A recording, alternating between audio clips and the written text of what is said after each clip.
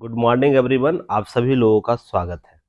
आज 8 जनवरी है तो दैनिक जागरण के राष्ट्रीय संस्कृत न्यूज़पेपर में पीटी मेंस और इंटरव्यू ओरिएंट कौन कौन से न्यूज़ को कवर किया गया है उसे हम लोग देखेंगे, आगे बढ़ेंगे। हालांकि आज जो भी एग्ज़ाम अभी हाल फिलहाल में हुए हैं, जिसमें बीपीएससी मेंस का एग्ज़ाम हुआ है, तो आप लोग उसमें देखे होंगे दैनिक जागरण न्यूज़पेपर एनालिसिस का कितनी अच्छी भूमिका रहा है। लगातार प्रश्न टैली हो रहे हैं, उस पर मैं एक अलग से वीडियो बनाऊंगा, तो आप लोग जरूर बने रहिएगा। अगले 25 से 30 मिनट में मैं प्रयास करूंगा जो आज के पेपर में जो महत्वपूर्ण पीटी मेंस और इंटरव्यू ओरिएंट जो टॉपिक कवर किया गया उसे जल्द से जल्द कवर करने का, और यह अब रेगुलर होगा पुनः। चलिए तो देखते हैं। देखिए, पहले पीटी फैक्ट में याद रखिएगा, कारगिल पर पहली बार रात में उतरा विमान हरक्यूलिस विमान है, जो लगातार हमारा वाहन वाहक होता है, वायुसेना का वाहन वाहक है। यह कारगिल के हवाई पट्टियों पर पहली बार उतारा गया। ध्यान रखिएगा, यह मालवाहक C-130 जो हरक्यूलिस विमान है उतारकर लद्दाख में अपनी सैन्य ताकत को प्रदर्शित किया है भारत ने। और कारगिल हवाई अड्डा याद रहेगा, इससे पहले कारगिल युद्ध भी हो चुका है। कारगिल हमारे लिए रणनीतिक स्ट्रेटजी पॉइंट है, जो हमारे राष्ट्रीय सुरक्षा से भी जुड़ा हुआ मामला है। अगर हम वहां तक पहुंच वायु के वाहन वाहक विमान को ले के जाते हैं तो दो तीन चीजें ध्यान रखिएगा। बॉर्डर पर सुरक्षा के तंत्र बढ़ जाएंगे, सुरक्षा तंत्र बढ़ जाएगा। रसद अर्थात खान पान या युद्ध का सामान जो होता है वो ले जाना, रसद सामान ले जाना आसान हो जाएगा। तीसरी बात है कि रणनीतिक तौर पर हम लोग आगे हो जाएंगे। रणनीतिक तौर पर क्यों? क्योंकि देखिए, दिन में हम चीज़ों को वहां तक पहुंचाने में सक्षम होते हैं। कोई भी सेना, किसी भी देश की सेना किसी भी भू स्थल पर दिन दिन के समय अपना रसद पहुंचाने में उसकी प्रमाणिक सफलता रहती है, पर रात के अंधेरे में इन दूरगामी क्षेत्रों पर अगर रसद पहुंच पाती है और एडवांस टेक्नोलॉजी के साथ हम वहाँ पहुंचा पाते हैं, जैसे आपको जो भी हथियार बंद होंगे उसको अगर हम लोग वहाँ पहुंचाने में सफल होते हैं तो रणनीतिक तौर पर वह क्षेत्र आगे हो जाएगा।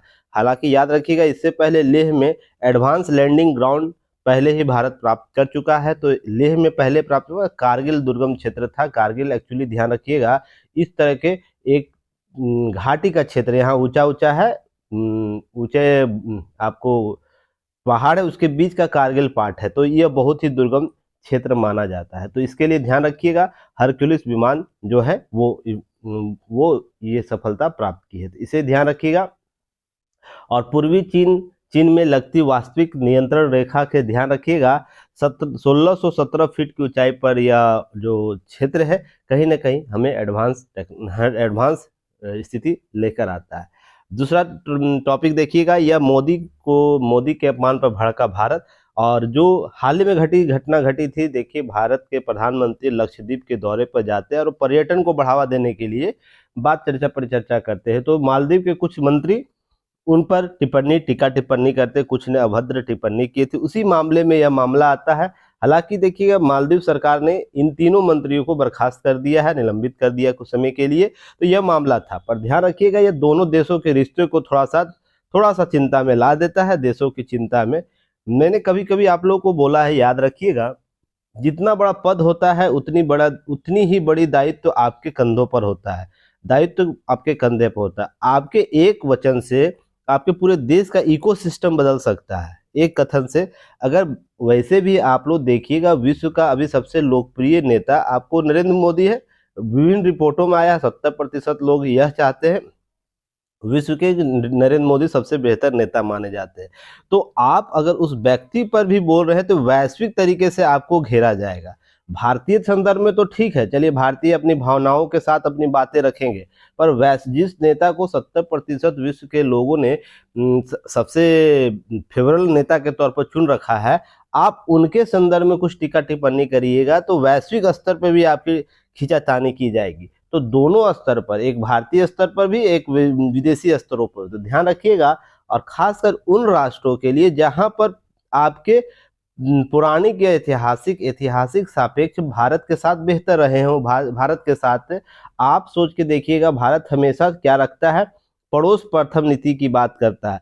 और उसमें कुछ देशों को पहले वो भारत रखता है, जिसमें भारत बांग्लादेश को पहले रखता है, नेपाल को पहले रखता है, भूटान को, मालदीव को सबसे पहले रखता है। आप उन राष्ट्रों के साथ बेहतर संबंध स्थापित करने के लिए, हाल ही में देखिएगा बांग्लादेश के पूर्व प्रधानमंत्री जो शेख हसीना, वो क्या बोलती हैं कि भारत हमारा सबसे अहम मित्र और हम भाग्यशाली हैं, भाग्यशाली। तो ऐसे वक्ता वक्ता के तौर पर भारत, इनके रिश्ते बेहतर होंगे या इनके रिश्ते बेहतर होंगे? तो आप प्रशासनिक तंत्र में जाते हैं तो आप इसको सीख आपको यहाँ से लेनी चाहिए, केस स्टडी, कि आपकी जितनी बड़ी पद होगी ना, आप पर दायित्व भी उतना बड़ा भी होगा। तो दायित्व का निर्वहन इंपॉर्टेंट होता है, आपका व्यक्तिगत निजी राय नहीं होती है। हालांकि देखिए, मालदीव सरकार ने इनको बोला कि यह इनकी निजी राय है, तो निजी राय, आप केवल निजी राय कह देने मात्र से समस्या का समाधान नहीं हो सकता है। बहुत से भारतीय, लगभग 4,000 भारतीयों ने अपना क्या किया, वहाँ का जो वेकेशन था वो उन्होंने रद्द कर दिया।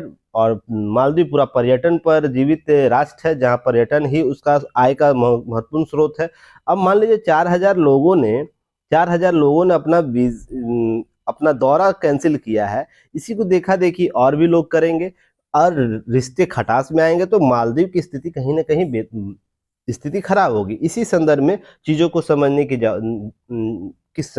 जरूरत है कि राष्ट्र इंपॉर्टेंट होता है ना, कि व्यक्ति के विचार इंपॉर्टेंट होते हैं। राष्ट्र को, मालदीव की भी मैं बात कर रहा हूँ, यहाँ भारत की भी बात कर रहा हूँ, इसी संदर्भ में समझिएगा। राष्ट्र इंपॉर्टेंट है, न कि आपकी व्यक्तिगत निजी विचार। अगर आपके विचार से राष्ट्र प्रभावित होता है तो आपको बहुत सी चीजें स्वयं में अपने अंदर दबा के रखनी होती है, क्योंकि इससे राष्ट्र का नुकसान होता है। इन सब चीजों को समझने की आवश्यकता होगी। चलिए, एक चीज और, दूसरा टॉपिक, हाल ही में देखिएगा जो भी राज्यों में चुनाव होते हैं, जहां पर भाजपा जीतती है और कुछ अन्य पार्टियां नहीं जीतती है, तो सीधे यह बोला जाता है विपक्षी दलों के द्वारा कि ईवीएम हैक कर लिया गया, ईवीएम में कुछ प्रॉब्लम्स होती है। हालांकि ईवीएम में प्रॉब्लम क्या है, इसके लिए चुनाव आयोग ने बहुत बार यह भी बोला है कि सभी महत्वपूर्ण पार्टियां आइए, मुझे साबित कीजिए कि ईवीएम में कुछ भी प्रॉब्लम्स है। तो कोई भी राजनीतिक पार्टी वहां नहीं जाती है, पर सोशल मीडिया पर या प्रचार के माध्यम से या अन्य प्रिंट मीडिया से वो क्या करते, इस ईवीएम पर हमेशा प्रश्न चिन्ह लगाते। इसी की समस्या से लगातार प्रभावित रही है चुनाव आयोग। और याद हो, मैं पिछले वर्ष के चुनाव जो हुए थे, आपको यूपी में जो चुनाव हुआ था, यूपी के चुनाव के बाद जस्ट बाद मैंने क्या बोला था कि आपको याद होगा, चुनाव आयोग को स्वयं के स्तर पर सख्त डिसीजन लेने होंगे, क्योंकि जो आपको संस्था संवैधानिक स्थिति देती है, आपको उसको मर्यादित बनाए रखने के लिए आपको स्वयं निर्णय लेना होगा और उसको फ्रंट फुट पर आके काम करना होगा। तो ईवीएम को लेकर लगातार चुनाव आयोग ऐसा कार्य कर रही है। अब कुछ नए कार्य करेंगे, जैसे आपको इसमें ऐड करना होगा। और यह टॉपिक देखिए आपको कहाँ आएगा, यूपीएससी के जीएस पेपर 2 चुनाव सुधार में आएंगे, ध्यान रखिएगा। और जो स्टेट पीसीएस है, अपने अपने जीएस के पेपर में चुनाव सुधार जहां है या चुनाव आयोग जहां है, उस टॉपिक से टैली कर लेंगे, ठीक है। चलिए, तो आगे बढ़ते हैं। इसमें बताया गया है कि विवाद फैलाने के लिए निर्वाचन आयोग ने सिर्फ खफा ही नहीं, बल्कि अब ऐसे दुष्प्रचारों के सख्ती से निपटने को तैयार है।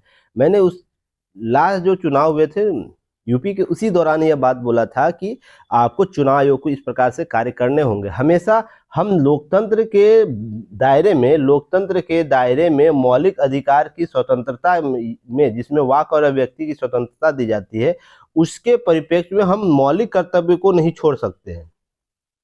मौलिक कर्तव्य को नहीं छोड़ सकते, क्योंकि मौलिक कर्तव्य व्यक्ति को संचालित करता है, व्यक्ति को नियंत्रित करता है, व्यक्ति को क्या करता है, जवाबदेह बनाता है। और जवाबदेह नागरिक, जवाबदेह संतुलित व्यक्ति और नियंत्रित व्यक्ति एक बेहतर राष्ट्र का निर्माण करता है। मैं लगातार ये सब बातें आप लोगों को बोलता हूँ, और यही बातें आपको संस्था के साथ भी निश्चित होती है। जितना नियमित संस्था होगी, जितना संचालित संस्था, नियमबद्ध संस्था होगी, जितना वो लोकतंत्र को स्थापित करने वाली संस्था होगी, इससे देश का क्या होगा, देश का अंतिम परिणाम यह होगा कि देश में बेहतर लोकतंत्र, बेहतर समाधान लेकर आएगा। तो इसी के संदर्भ में देखिए, आयोग ने योजना बनाई है कि तहत इंटरनेट मीडिया पर जो ईवीएम सहित चुनाव के भरोसे को तोड़ने वाले सभी भ्रामक और असत्य संदेशों को, सत्यता को लेकर यह फैक्ट चेक करेगी, और उस पर जो भी कानूनी कार्रवाई होगा, गलत होगा तो कानूनी कार्रवाई की जाएगी। और मैंने सोशल मीडिया पर एक बार बोला ना, बिना यूनिवर्सिटी का वहाँ पर डिग्रियां दी जाती है, और लोग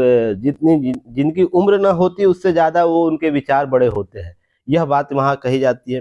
तो इसको लेकर ध्यान रखिएगा, बहुत जरूरी हो जाता है कि लोकतंत्र को स्थापित करने के लिए, बेहतर लोकतंत्र को स्थापित करने के लिए इस प्रकार के नियम कानून बनाया जाए। अब लेकर डिस्क्लोजर वीडियो भी दिया जाएगा कि किस प्रकार के भ्रामक, और ध्यान रखिएगा आप एक स्टूडेंट है, ये प्रशासनिक स्टूडेंट है, आपको हर उन मुद्दों से आपको अपनी मुख्य रूप से मुख्य परीक्षा के तौर पर अपने विचार संग्रहित करने चाहिए। आप अपने प्रशासन में कैसे सुधार करेंगे, इसको लेकर अगर प्रशासन में इस प्रकार के घटना घट रही है आपके भूमिका क्षेत्र में, आपके जहां भी आप जॉब करने जाएंगे उस क्षेत्र में अगर ऐसी घटना घटे उसको रोकने के लिए कैसे काम किया जाए। और देखिए ध्यान रखिएगा, इंटरव्यू पैनल में जब भी मैं बैठता हूं तो इसी प्रकार के प्रश्न करता और यही आपको प्रशासन में काम देगा कि आपके प्रशासन, आपके क्षेत्र में किसी प्रकार का इस प्रकार भ्रामक तथ्य फैलाया जा रहा, तो आपका प्राथमिक कदम क्या होगा। तो सबसे पहले प्राथमिक कदम यही सब होगा, जांच कराएगा, उस पर डिस्क्लोजर वीडियो बनाऊंगा और उस पर सख्त कार्रवाई करूंगा। उसके बाद देखिए यहाँ पर ईवीएम से भटकने के लिए जो भी बात हो रही है, ईवीएम के विरुद्ध दुष्प्रचार को रोकने के लिए, तो मीडिया के अकाउंट्स, इंटरनेट अकाउंट्स को भी बंद कराने की बात हो रही है। तो बहुत अच्छी बात है ये। इस प्रकार से मैं तो शुरू से ही बोलता रहा हूँ, इस प्रकार के जो एक मानक होने चाहिए, हर चीज के लिए मानक होना चाहिए। देखिए आप स्वतंत्र हैं हर चीज के उपयोग के लिए, पर इसका अतिवादिता नहीं होनी चाहिए कि आप बिना मतलब के हर चीज को लेकर संदेह की नजर से देखें, तो इस प्रकार सिस्टम नहीं चल पाएगा ना। तो इसके लिए मानक बनाए जाने बहुत जरूरी है। तो इसी को लेकर निर्वाचन आयोग लगातार प्रयास में है, तो इसे देखिएगा। अब यह टॉपिक देखिए बहुत इंपॉर्टेंट टॉपिक है, यूपीएससी के जीएस पेपर 2 और 3 में आएगा, जहां पर ग्रामीण विकास और पंचायतों को सशक्त कैसे किया जाए, सशक्तिकरण कैसा लिया जाए, उसमें एक महत्वपूर्ण कदम लिया गया है भी पंचायतों के भारतीय प्रबंध संस्थान अहमदाबाद में, आईएम के द्वारा। ध्यान रखिएगा कि पंचायतों तक सुशासन और पारदर्शिता पहुंचाने के लिए मोदी सरकार, वर्तमान सरकार कई प्रयास किए। तो सुशासन और पारदर्शिता की जब भी बात होती है तो बेहतर प्रबंधन की बात होगी। ध्यान रखिएगा, जब तक बेहतर प्रबंधन नहीं होगा हम इन दो चीजों को प्राप्त नहीं कर सकेंगे। इसलिए बेहतर प्रबंधन के लिए हमें उनके जो संबद्ध संस्थाएं हैं उनके साथ मिलकर काम करना होगा। संबंध जो पार्टियां हैं जैसे पंचायत, नगर पालिका, ये सब स्थानीय और नगरीय पंचायत है, उसकी बात करनी होगी। और जो राज्य की एजेंसियां हैं जो इसकी भूमिका करती है, राज्य की एजेंसियां अन्य जैसे बहुत से संस्थान काम करते हैं मिलकर, उन तीनों के साथ बेहतर प्रबंधन जब तक नहीं होगा तब तक सुशासन और पारदर्शिता की जैसी कल्पना नहीं आ पाएगी। तो इसी को लेकर ध्यान रखिएगा, पंचायती राज मंत्रालय के द्वारा देश में पंचायतों के युवा जनप्रतिनिधि, जो अधिकारियों को जो चुनकर आए हैं, जनप्रतिनिधि और युवा पदाधिकारी होते हैं पंचायत के स्तर पर, उनके नेतृत्व में प्रबंधन किया जाएगा। आदि प्रबंधन भारतीय प्रबंधन संस्थान आईएम के द्वारा और भारतीय प्रौद्योगिकी संस्थान आईआईटी जैसे संस्थानों में दिलाने का निर्णय, अर्थात प्रशिक्षण दिया जाएगा कैसे प्रशासन में सुशासन लाया जाए, पारदर्शिता को अपनाया जा सके, जैसे संस्थानों का दिलाने का निर्णय किया है। और ये बहुत बेहतर कदम है। लगातार हम लोग बात करते हैं कि बेहतर सुशासन, बेहतर प्रशासन, बेहतर पारदर्शिता, जवाबदेहिता कैसे तय की जाए, तो युवा वर्ग जो है, युवा वर्ग उसको बेहतर तरीके से हम प्रशिक्षित कर सकते हैं। इसके लिए 15 से 19 जनवरी तक आईएम अहमदाबाद में पहले बैच में हो रही है, इस पर आपको प्रशिक्षण दिया जाएगा। और ध्यान रखिएगा इनमें प्रशिक्षण में जैसे कौन कौन शामिल होंगे, जिला पंचायत परिषद अध्यक्ष और संबंधित पंचायतों के वरिष्ठ अधिकारी शामिल होंगे। ध्यान रखिएगा इसके अतिरिक्त देश में ग्राम प्रधानों की जमीनी स्तर पर काम करने वाले पंचायत अधिकारियों को, प्रबंधन को नेतृत्व करने वाले क्षमता निर्माण इत्यादि लोगों को डिजिटलीकरण किया जाएगा, उनको समझाया जाएगा, बताया जाएगा कैसे प्रशासन किया जाएगा। तो 15 से 19 तक ट्रेनिंग दिया जाएगा। अब ध्यान रखिएगा इस 15 से 19 में कौन कौन से संस्थाएं काम करेंगी यह आपको दिया गया, इसे आप लोग एक बार देख लीजिएगा। सारे आप देखिएगा, इसका की पॉइंट आप लोगों को युक्ति आईएएस के ऐप पर अवेलेबल है, ठीक है ना, वहां जाइएगा आप लोग, आपको वहां पर Dainik Jagran newspaper analysis search कीजिएगा, आपको वहां मिल जाएगा, बाय कर लीजिएगा। मात्र अभी ऑफर में चल रहा है, नहीं तो फिर 999 हो जाएगा। 599 में यह ऑफर है, आप उसे जरूर परचेज कर लीजिएगा। सारे की पॉइंट्स अपडेट कर दिए जाते हैं वहां पर, आपको इसका की पॉइंट बनाना है। ध्यान रखिएगा जो की पॉइंट अपडेट में देगा उससे आपको स्टडी कर लेना है, 2 4 10 15 मिनट में, जितना देर लगता होगा उसको स्टडी करने में। उसके बाद उसका क्रक्स बनाना है की पॉइंट के तौर पर, अपने बुक कॉपी में लिखना है, लगातार कॉपी में लिखना है, जिसको मैं वॉच करता हूँ रेगुलर 15 दिन पर, कितने स्टूडेंट ने उसे की पॉइंट को लिखा है और ग्रुप में शेयर किया है, ठीक है ना। तो आप लोग एक्टिव मोड में काम कीजिए। चलिए आगे बात करते हैं। नीचे आ जाएंगे, देखिए वही मैं बात कर रहा था, हमें भाग्यशाली है कि भारत हमारा मित्र है। शेख हसीना जो अभी चुनाव चल रहे हैं बांग्लादेश में, ध्यान रखिएगा, उस पर उनके द्वारा बातें की गई हैं। और भारत और बांग्लादेश के रिश्ते 1975 से बहुत बेहतर में है। जब पूर्वी पाकिस्तान जब आज़ाद कराया जाता है, बांग्लादेश को गठित किया जाता है, उनके शरणार्थियों के प्रश्न का हल समाधान किया जाता है। भारत बांग्लादेश को उन स्थितियों में सहायता करता है जहां पर विश्व उसे दो राहें पर खड़ी रखी थी। तो ध्यान रखिएगा, इन सब चीज़ों को लेकर हमेशा कृतज्ञ रहा है बांग्लादेश। और ध्यान रखिएगा, पीटी फैक्ट के तौर पर आपको इसे भी याद रखना चाहिए कि सऊदी अरब और भारत के बीच हज समझौता 2024 को लेकर हस्ताक्षर करने के लिए हज कॉन्फ्रेंस में शामिल होने स्मृति ईरानी जी, जो केंद्रीय मंत्री अल्पसंख्यक मामलों मंत्री, वो जा रही है। तो ध्यान रखिएगा, 2 दिवसीय यात्रा है, तो पीटी फैक्ट के तौर पर याद रखिएगा। चलिए आगे हम बात करेंगे भारत और श्रीलंका के बीच हो रहे जमीनी संपर्क। तो उसके लिए विक्रम सिंघे जो वर्तमान श्रीलंका के राष्ट्रपति हैं, उनके द्वारा बातें की गई जमीनी। अभी हाल ही में भारत के प्रधानमंत्री, इनके बीच वार्ताएं हुई थी, जिनके आधार पर इन्होंने बात चर्चा किया है। तो ये यूपीएससी के जीएस पेपर 2 द्विपक्षीय संबंध में एक टॉपिक में आप इसे ऐड कर सकते हैं। ध्यान रखिएगा, यहाँ पर जाफना का नाम जो है, उत्तरी प्रांत की राजधानी जाफना तमिल बहुल क्षेत्र है। और भारत में तमिल जो राज्य है, उनमें उनके अधिकतर लोग श्रीलंका में जाकर लोग रहते हैं, बसे हुए हैं। और जाफना हमेशा चर्चा में इसलिए रहता है, आपको याद हो जब हम बात करते थे लिट्ठे सब तमिल इलम लिट्ठे प्रमुख वी प्रभाकरन के मारे जाने के पहले अलग तमिल राज्य के तकरीबन 30 वर्षों तक चले सैन्य अभियान का जाफना एक महत्वपूर्ण क्षेत्र रहा है। तो अलग तमिल राज्य श्रीलंका में बनाने के लिए बात ऐसा चली थी, जो यह महत्वपूर्ण चर्चा है। उत्तरी प्रांत में 4 दिवसीय यात्रा के दौरान राष्ट्रपति ने श्रीलंका के संविधान में भारत समर्थित 13वें संशोधन 13A के महत्व को प्रकाश डाला। और 13A के श्रीलंका में तमिल समुदाय के लोग सत्ता के हस्तांतरण का प्रावधान करता है। तो इस प्रकार के जो अपडेट हुए उसे आप लोग ध्यान रखिएगा, ठीक है। चलिए आगे हम बात करेंगे। नीचे थोड़ा पेपर इस बार जो है, पेपर का क्वालिटी थोड़ा गड़बड़ा गया है, अभी पेपर सही नहीं आ रहा है। रीजन इसके पीछे यही है, इसलिए एनालिसिस भी लेट से होता है। पेपर 8:30 पौने 9 के बीच ही आ रहा है, तो इसे थोड़ा सा हम लोग कोऑर्डिनेट करने का प्रयास करिए। देखिए पीटी फैक्ट के तौर पर श्री महाकाल महालोक में खुला देश का पहला पौष्टिक और स्वच्छ स्ट्रीट फूड हब प्रसादम। तो आप लोग को प्रश्न पीटी फैक्ट में कहीं कहीं पूछ सकता है इस प्रकार से, तो ध्यान रखिएगा, पीटी फैक्ट इसे लेकर रखिएगा। अब हम लोग बात करेंगे, नीचे आ जाएंगे।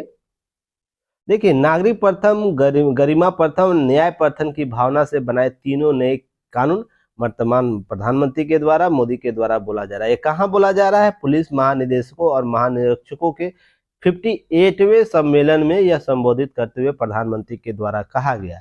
तो ध्यान रखिएगा, यह पीटी फैक्ट के तौर पर भी काम देगा। और पुलिस में सुधार कैसे की जाए, इसको लेकर मापदंड तय करने की बात हुई है।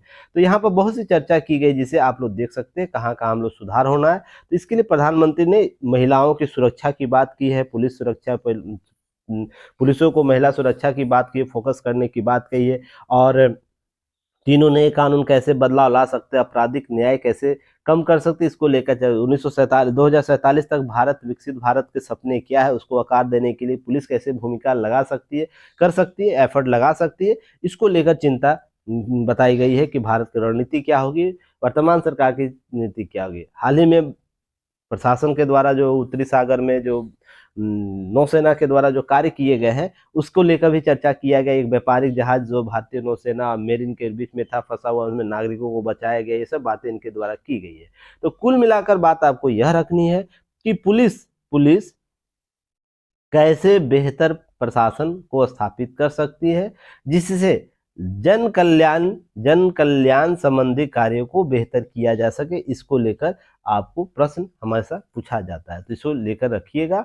अब देखिएगा एक टॉपिक और यहाँ पर ध्यान रखिएगा। मालदीव के पूर्व जो राष्ट्रपति नसीद, उन्होंने भारत के संदर्भ में ये बातें बोला कि भारत हमेशा हमारा दोस्त रहा है। इसको लेकर जो टिप्पणी की गई है मंत्रियों के द्वारा, उनको उनके खिलाफ इनके द्वारा बोला गया है कि यह घोर निंदा की बात है, कड़ी निंदा के द्वारा इनके द्वारा बोला गया है कि बहुत ही भद्र भाषा का प्रयोग किया गया, इससे बातें किया गया है। तो आप इसे एक बार देख लीजिएगा, कोट करना होगा कहीं। अब 22 वर्षों में पहली बार आज ब्रिटेन जाएंगे भारत के रक्षा मंत्री। तो देखिए 22 वर्षों में पुनः कोई रक्षा मंत्री जो ब्रिटेन दौरे पर है, तो इसे पीटी फैक्ट के तौर पर याद रखिए। इससे पहले राजग के दल में 2002 में लोग गए थे।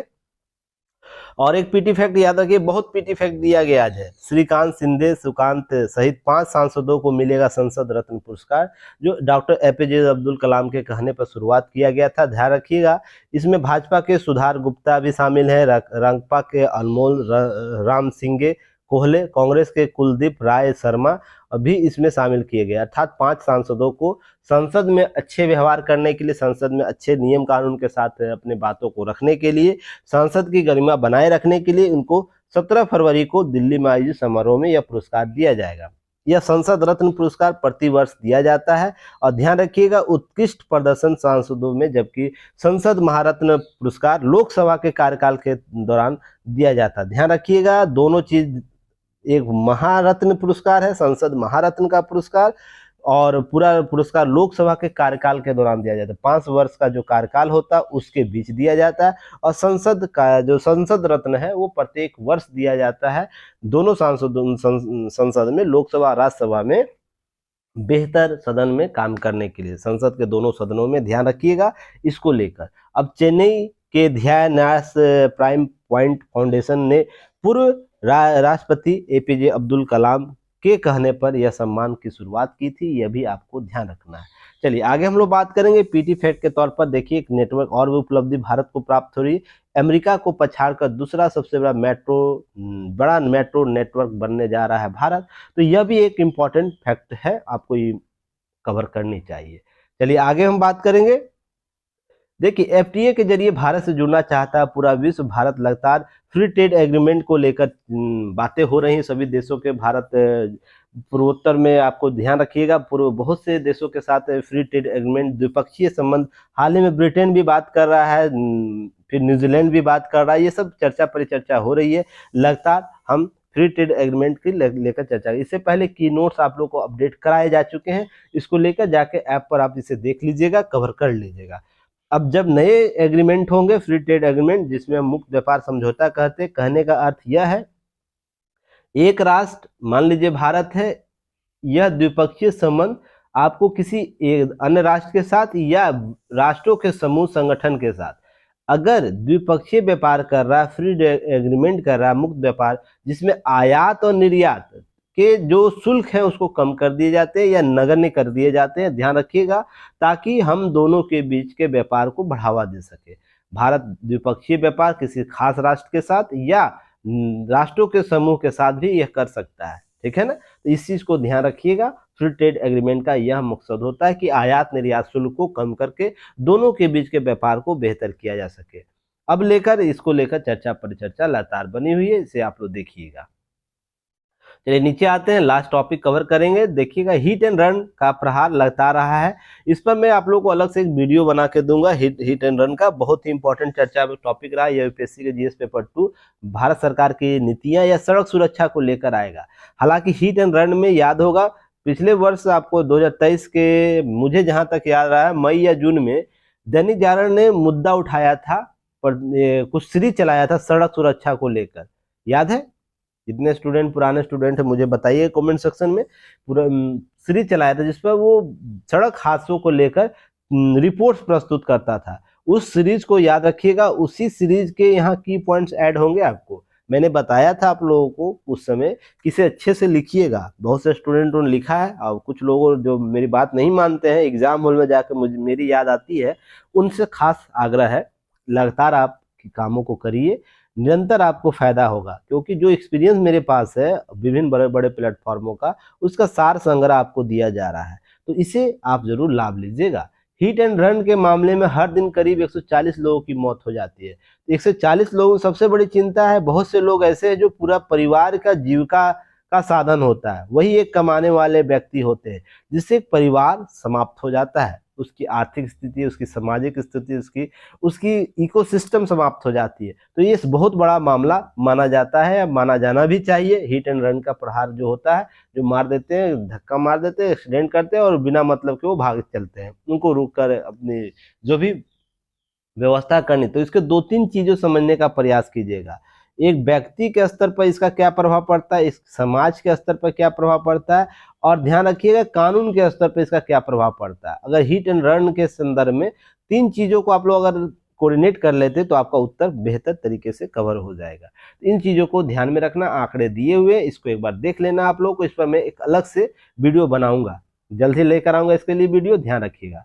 हालांकि देश में चर्चित हिट एंड रन के मामले बहुत रहे। 1999 में संजीव जो नंदा हिट एंड रन मामला था उस समय, 2002 में सलमान खान का मामला था, यह भी लगातार चर्चा में रहा है। 2015 का शराब के नशे में मारी गई टक्कर भी एक मुंबई में यह हिट एंड रन का मामला था। उसका 2016 में यह मामला था मर्सिडीज टक्कर में, जो मामला में आप लोग ध्यान रखिए 2016 में हुआ था।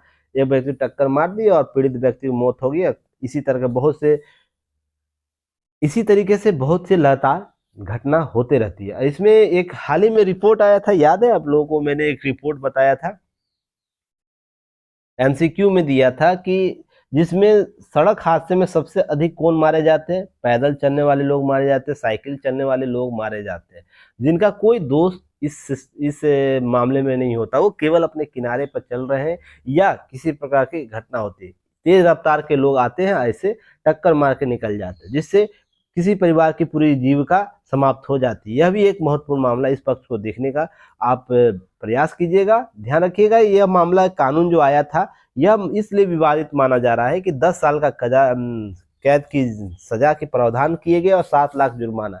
तो जो भी ड्राइवर एसोसिएशन के लोग हैं या ड्राइवर जो लोग विरोध कर रहे थे, उनका कहना मात्र था 10 साल का सजा और 7 लाख का जो मामला है वो कहीं ना कहीं एक तरफी नजर आती है और कानून को इस पर संशोधन करने की आवश्यकता है।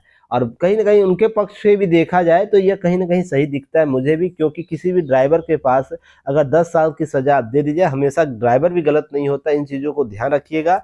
लोग ऐसे होते हैं जो हाई स्पीड में हाई स्पीड में आपको क्या करते हैं, बाइक चलाते हैं, गाड़ियाँ चलाते हैं और टक्कर मार देते हैं। कभी कभी तो खड़े ट्रक पर लोग मार देते हैं धक्का। इस पर उसकी क्या गलती है, तो इसको भी देखने की जरूरत होगी कि इस मामले का हम बीच की रास्ता कैसे निकालें। तो 2-3 चीजें हम कर सकते हैं।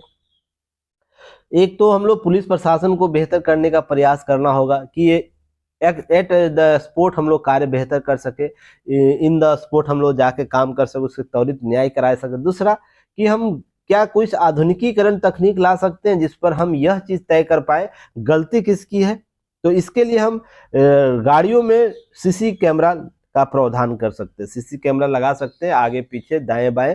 अगर कम रेट पर अगर अवेलेबल कराया जा सके तो सूचना प्रौद्योगिकी एआई का भी प्रयोग इसमें किया जा सकता है, जिससे यह तय किया जाएगा कि गलती किसकी है, ट्रक ड्राइवर की या अन्य की। अगर अन्य की गलती होगी तो उस ड्राइवर को कुछ नहीं किया जाएगा, अगर ड्राइवर गलती होगी तो इस सजा के प्रावधान में कुछ संशोधन किया करके। और उसके लिए देखिए, गलती से अगर किसी ट्रक रास्ते पे जा रहे हैं और एक्सीडेंट हो जाता है, उसमें इस प्रकार के कठोरतम प्रावधान करना कहीं ना कहीं एक तरफी नजर आता है। तो सजा के प्रावधान में 2-3-4 साल का संशोधित किया जा सकता है और पैसे में भी संशोधित किया जाना चाहिए, ताकि 1 और 2 बार, जैसे आप लोग शराबबंदी में देखे होंगे कि 3 स्टेज का लेयर दिया गया। पहला बार करते तो कम सजा का प्रावधान है, दूसरी बार करते तो अधिक है, और तीसरी बार में आपको माफ नहीं किया जाए। इसी प्रकार से आपको इसमें भी करना चाहिए, एक लेयर बनाना चाहिए सजा के प्रावधान का। अगर पहली बार कोई ट्रक का हादसा इस प्रकार से किया जाता है उस ड्राइवर के द्वारा, उसी ड्राइवर के द्वारा इसी घटना दूसरी बार किया जाता है तो उसके लिए सजा का प्रावधान अलग होगा, और उसी ड्राइवर के बाद तीसरी बार ऐसी घटना की जाएगी तो सजा का प्रावधान इतना होगा। तो यह सजा का प्रावधान करने से होगा कि वो ड्राइवर एक बार में सचेत हो जाएगा, गलती से ही हुआ है, अगले बार से सचेत से चलाएगा। और साथ साथ नियम कानून भी ट्रक एसोसिएशन को बनाने होंगे। कोई भी मालिक अधिक गाड़ियां ट्रक ड्राइवरों से नहीं चलाएगा, ये सब चीजें आपको ध्यान रखनी होगी। तो ये सब मामला आपको बनता है, ध्यान रखिएगा। अब घरेलू पर्यटन को मिले प्रोत्साहन, ऐसा देखिए विवेक देवराय जी और उनके जो असिस्टेंट आदित्य सिन्हा उनके द्वारा लिखा गया। और विवेक देवराय कौन है, कमेंट सेक्शन में आप लोग बताइएगा। यह यूपीएससी के जीएस पेपर 2 और 3 में आएगा, सरकार की नीतियों, पर्यटन और अर्थव्यवस्था से। इसे कवर करना है, आप लोग को ध्यान रखना है। बिहार के एसए एग्जाम में पर्यटन से प्रश्न पूछा है, तो आपको एसए का एग्जाम, सॉरी एसए में जीएस पेपर 2 में बात कर रहा, जीएस पेपर जो 2 था वहां से प्रश्न पूछा है, तो इसको लेकर भी ध्यान रखना है। इन सब चीजों को प्रश्न वहीं से पूछे जाते हैं, लगातार पेपर से प्रश्न पूछे जाते हैं, और जो आपको रेगुलर टॉपिक में चर्चा में रहते हैं। तो हाल ही में मालदीव लक्षद्वीप का जो मामला रहा था और मालदीव का जो मामला रहा है उसको लेकर चर्चा परिचर्चा रहा है। तो देश में कैसे बेहतर पर्यटन को बढ़ावा दे सकते हैं। जो लोग विदेश में जाते हैं, जो विदेश में पर्यटन करने जाते हैं हमारे देश के लोग, अमेरिका से लेकर अन्य राष्ट्रों में, जहाँ पर करोड़ों रुपया खर्चा करके आते हैं लोग, लाखों रुपया खर्चा करके आते हैं। अगर देश में हम बेहतर प्रबंधन, बेहतर हम इंफ्रास्ट्रक्चर को डेवलप करें तो गोवा, हिमालयन, केरल, उत्तराखंड, राजस्थान के मुकाबले जो दुबई, मालदीव, सिंगापुर, स्विट्जरलैंड है, बाली जैसे विदेशी स्थल पर्यटक पसंद बन रहे हैं, उनको हम कम कर सकते हैं। ध्यान रखिए, खर्च में भी बड़ा अंतर है। जहां विदेशी पर्यटक 1 लाख से 6 लाख रुपए खर्चा करता है, बीच खर्च करता है, वही करीब 55% घरेलू पर्यटन अपना सैर सपाटा 1 लाख रुपए से कम खर्च में निपटा सकता है, अगर हम बेहतर इंफ्रास्ट्रक्चर को दें। इसके लिए सरकार व्यक्ति स्तर पर, संस्था स्तर पर कार्य किए जा रहे हैं। पर्यटन स्थलों को क्या किया जा रहा है, चतुर्षिक विकास किया जा रहा है। इसके लिए केंद्र सरकार, राज्य सरकार प्रतिबद्ध है, कार्य कर रही है। ऐसी बातें कीजिए, गतिविधि, टूर गाइड की बच्चों को आकर्षक गतिविधियों के लिए खान पान, सांस्कृतिक सहभागिता ध्यान देना होगा। साफ सफाई, सुरक्षा सुविधाएं देनी होगी। ऐतिहासिक स्थलों को और भी आकर्षक बनाने का प्रयास किया जा रहा है। ऐसी बातें इनके द्वारा की गई है। इसमें मध्य प्रदेश सरकार के द्वारा चलाए गए एमपी गजब है सबसे अलग है। तो ये जो टैग लाइन होते हैं वो भी कहीं ना कहीं बेहतर कार्य करते हैं इन लोगों को आकर्षित करने के लिए। हिंदुस्तान का दिल देख लो जैसे अभियान लोगों को मानस में गहरी छवि बने, या पधारो हमारे देश, ये सब जो कॉन्सेप्ट राजस्थान सरकार के द्वारा चलाई गई, राजस्थान पर्यटन के द्वारा चलाई गई थी, यह सब भी चीजें कहीं ना कहीं स्वदेश दर्शन योजना, फिर उसके बाद देखो अपना देश जैसा योजना जो चलाई गई है, टूरिस्ट सर्किट बनाया जा रहा है, ये सब कहीं ना कहीं क्या होता है कि इकोसिस्टम बढ़ाता है पर्यटन को। तो कुल मिलाकर बात है कि हमको व्यक्ति स्तर पर कार्य करना होगा, सरकार के स्तर पर कार्य करना होगा, संरचना के स्तर पर कार्य करना होगा। तीनों स्तर पर हम अगर बेहतर कार्य करते हैं तो हम पर्यटन से बेहतर पैसे कमा सकते हैं, देसी मुद्रा, विदेशी मुद्रा प्राप्त कर सकते हैं। तो उम्मीद करता हूं यह सब टॉपिक आपके लिए लाभदायक होगा। फिर कल मिलते हैं एक नए वीडियो एनालिसिस के साथ। तब तक के लिए धन्यवाद। जय हिंद।